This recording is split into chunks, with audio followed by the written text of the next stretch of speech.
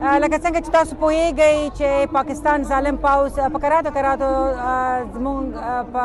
ځمکنۍ بشپړتیا د افغانستان په ځمکنۍ بشپړتیا تیری کړی، زموږ هوایي حریم نقض کوي او په کراتو یې د ډیورنډ په کرښه پراته کورونه، کلي او ولس باندې وسلوالې حملې کوي او زموږ په سلګونو افغانان په وروستیو څو میاشتو کې دوی وژلي دي. نو د پاکستان د ریاست دغه کړنې په وړاندې افغانان نن دلته د امستردام په دام کې راټول شوي دي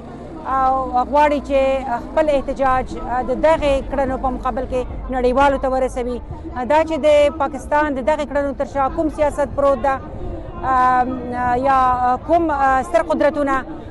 د دې په کومو معاملو باندې دغه کړنې روانې دي،